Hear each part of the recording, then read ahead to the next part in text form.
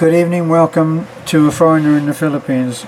I had a letter from Tim. Tim said that he had enjoyed a video that I did about being patient, and of course the being patient, it relates to coming out to live in another culture. You're going to require a lot of patience, because whatever you may think,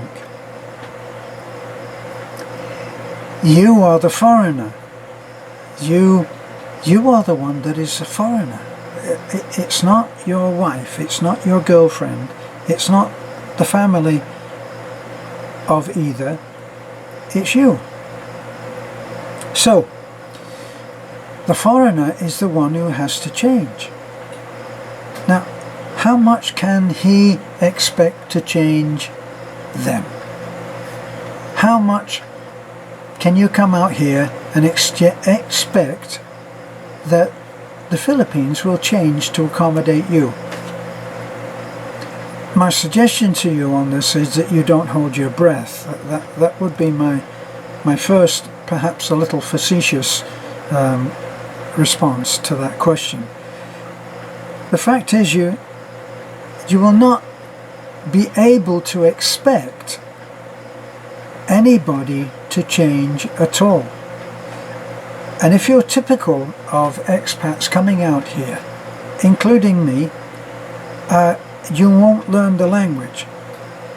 The only I know of two bloggers who actually speak the language, maybe three, and they've studied hard and they've learned how to speak the language, and as a result their viewpoint of the Filipino people is so much greater, it's so much wider, the spectrum is so much more than me, because I don't speak anything but a few stumbling words and phrases. And in my defense, it's because everybody around me speaks good English. Now, this is the thing though, I can't expect them to speak English just for me. So this was a common criticism of people coming out here when they are sitting in a group of Filipinos in which they are the only foreigner, or maybe there's one other foreigner, right? But let's keep it at one, that it's just you and you haven't learned the language, and everybody around you speaks English, except they don't, because you're the foreigner. You are living in their country. You cannot expect that they will change for you. Yes, of course, in a sophisticated group of people who are up on,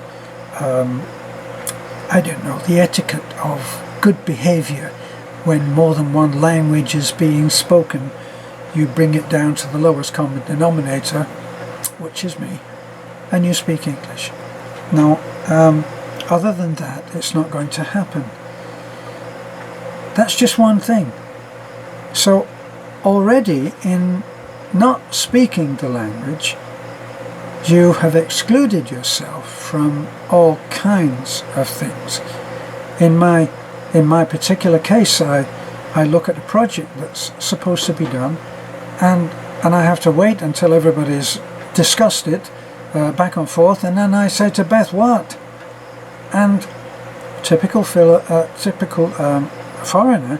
I might even get annoyed. Tell me what's happening. Well, I have all of the aptitude for being able to find out what's happening by learning the language. So, is that a change that I can expect? No. It's not a change that I can expect as a foreigner, and neither can you. So expecting change. I can think of my mother and what kind of a life that she, and in fact my father, lived in my time as a child. I left home when I was 15. Now, I went into the army when I was 15 and a half, and so I was out of their environment. I was out of the home. But prior to that, I watched them in the life that they had. My mother and father never had a telephone in the house. They used a telephone, which was that red box, a red steel box with 100 windows in every wall, that became famous, almost as famous as the post box, the red post box in the UK. And I remember that they had all kinds of things to put up with, which they couldn't have changed even if they had wanted to, because that kind of change was not something that they were required to do. So I could come back from the army with different ideas, different suggestions, and I'll just get them to change because this will make their life so much better. They were not interested. They had their way of living. And the Philippines has its way of living. And in fact, if, as the Americans and their patriot groups who talk about the SHIT, when the SHIT hits the fan, in other words, when the financial system, the banking system collapses and suddenly everybody is on their own resources, they talk about that, and they talk about the need for being able to change to greatly different way of living. Now, the Filipinos would be able to make that transition into that very easily.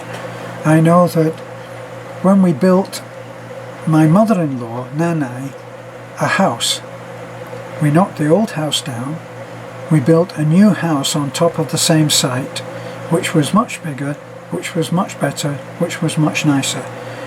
And my idea was to build a modern kitchen with cabinets and worktop and a cooker and a stove and you know, a gas cylinder and all of that, or electric. It didn't happen. A dirty kitchen.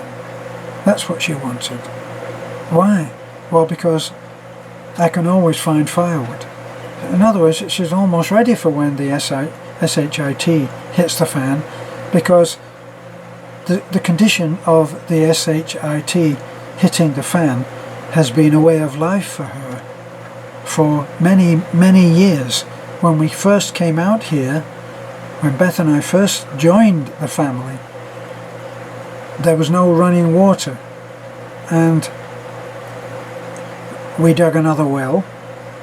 No, I didn't dig the well, by the way. We got a well dug and a pump put on it, and the water is pumped up to storage tanks and then feeds Nanay's house.